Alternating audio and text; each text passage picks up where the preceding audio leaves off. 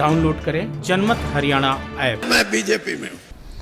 एक चेहरा तो ऐसा भी होगा जिसको देख करके आप सब लोग आश्चर्यचकित रह जाओगे। आप कहोगे कि ये तो कमाल हो गया। हरियाणा की राजनीति के ट्रेजेडी किंग कहे जाने वाले वीरेंद्र सिंह इन दिनों राजनीतिक तौर पर दो राह पर खड़े हैं, क्योंकि जब से प्रदेश में बीजेपी और जेजेपी की गठबंधन की सरकार बनी है तब से वो खुद को असहज महसूस कर रहे हैं। एक तो दुष्यंत चौटाला ने उनके विधानसभा क्षेत्र उचाना में 47,000 के बड़े अंतर से उनकी पत्नी प्रेमलता को मात दी, जिससे कि मनोहर लाल सरकार में दुष्यंत डिप्टी सीएम बन गए। इसका नतीजा ये रहा कि दुष्यंत की सरकार में चलने लगे और वीरेंद्र की जींद तक में चलनी बंद हो गई। वीरेंद्र ने हिसार लोकसभा सीट से अपने बेटे ब्रजेंद्र सिंह को टिकट के लिए केंद्रीय मंत्री का पद छोड़ा, जिस पर उन्होंने कहा भी था कि वो राजनीति करेंगे पर चुनावी राजनीति से दूर रहेंगे। बेटा हिसार लोकसभा सीट से सांसद भी बन गया, लेकिन तमाम कोशिश के बावजूद वो ब्रजेंद्र को केंद्र सरकार में मंत्री नहीं बना पाए। ऐसे में बीजेपी में उनके लिए सारे रास्ते बंद हो गए हैं, जिसका नतीजा ये रहा कि केंद्र सरकार में उनकी चलनी ही बंद हो गई। प्रदेश सरकार में उनकी चल ही नहीं रही थी। प्रधानमंत्री नरेंद्र मोदी और केंद्रीय मंत्री अमित शाह उन्हें लगातार नजरअंदाज कर रहे थे। ऐसे में दुश्मन का दुश्मन दोस्त होने की नीति का अनुसरण करते हुए अभय चौटाला से नजदीकी बढ़ानी शुरू कर दुष्यंत के खिलाफ उचाना में अपनी स्थिति मजबूत करने के लिए अभय से हाथ मिला लिया। हाल ही में अभय चौटाला ने कहा था कि जींद रैली में एक बड़ा सरप्राइज होगा। वीरेंद्र सिंह का इनेलो की सम्मान दिवस रैली में आना ही सबसे बड़ा सरप्राइज था। रैली में उन्होंने भाषण के जरिए अपने समाज को रिझाने की खूब कोशिश भी की।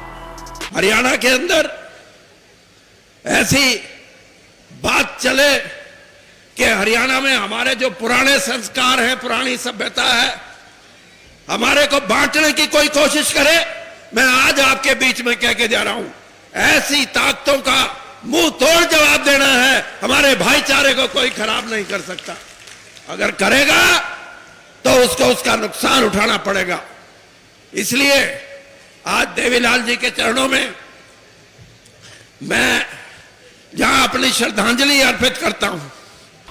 अब सबसे बड़ा सवाल ये है कि आखिर वीरेंद्र का अभय चौटाला की रैली में आने का उद्देश्य क्या है। फिलहाल की स्थिति में वीरेंद्र बीजेपी के अलावा किसी और दल में जाने की स्थिति में नहीं है, क्योंकि कांग्रेस में जब तक उनके रिश्ते में भाई भूपेंद्र सिंह हुड्डा मौजूद हैं, तब तक उनकी कांग्रेस में फिर से एंट्री हो ही नहीं सकती। रणदीप सुरजेवाला भी उनके कांग्रेस में आने के लिए बड़ा रोड़ा बन सकते हैं। दूसरा, दुष्यंत ने भी वीरेंद्र की स्थिति बीजेपी में कमजोर कर दी है। दुष्यंत ने बीजेपी आलाकमान को सबूत सहित बताया है कि कैसे उचाना विधानसभा क्षेत्र में वीरेंद्र के आदमी किसान बनकर उनका विरोध करते हैं, उनके लिए रुकावटें खड़ी करते हैं और आलाकमान भी दुष्यंत को वीरेंद्र पर तरजीह दे रहे हैं। वीरेंद्र ने पिछले दिनों कहा था कि प्रदेश सरकार जन भावनाओं के अनुरूप काम नहीं कर रही है। इसमें वीरेंद्र ने नाम तो जरूर जन का लिया, दरअसल वीरेंद्र अंदर से कह रहे थे कि वो जाट भावनाओं के अनुरूप चल नहीं रही है। वर्तमान स्थिति में वीरेंद्र और उनकी पत्नी प्रेमलता के लिए चुनावी राजनीति में ज्यादा कुछ नहीं बचा, लेकिन बेटे ब्रजेंद्र के राजनीतिक जीवन की शुरुआत तो 2.5 साल पहले ही हुई है। अब ये भी पता नहीं है कि आगे लोकसभा चुनाव में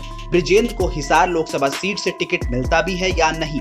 अगर मिलता भी है तो जीत पक्की नहीं है। ऐसे में सिर्फ उचाना ब्रजेंद्र के लिए विकल्प रह जाता है और इसे मजबूत रखने के लिए अभय और ओम प्रकाश चौटाला की मदद से बात बन सकती है। फिलहाल वो किसानों और चौधरी देवीलाल के बहाने जाटों को बताना चाह रहे हैं कि वो उनके साथ हैं, ताकि अपने समाज के हाशिए पर ना चले जाए। वैसे ये भी एक बड़ा सच है कि बीजेपी ने वीरेंद्र को बहुत कुछ दिया है। जब वो पार्टी में आए तो उन्हें केंद्र में मंत्री बनाया गया।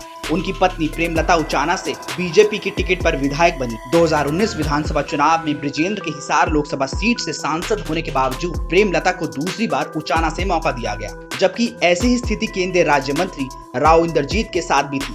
लेकिन उनकी बेटी आरती राव को बीजेपी ने मौका नहीं दिया। जितना बीजेपी ने वीरेंद्र को दिया, उस हिसाब से वो जाटों के वोट बीजेपी को नहीं दिला पाए। आज की स्थिति में वीरेंद्र को लगता है कि अगर वो बोलेंगे या फिर दूसरों के मंचों पर जाएंगे तो बीजेपी ध्यान देगी, लेकिन बीजेपी ऐसा नहीं कर रही है। ऐसे में वो उचाना और जींद में अपनी राजनीति बचाए रखने के लिए चौधरी देवीलाल और किसानों की बात कर रहे हैं। अब देखना दिलचस्प होगा कि वीरेंद्र का ये दाव उनके कितने काम आता है और क्यों वो ऐसा करके उचाना में दुष्यंत के मुकाबले अपनी स्थिति मजबूत कर पाते हैं या नहीं। ब्यूरो रिपोर्ट, जनमत हरियाणा।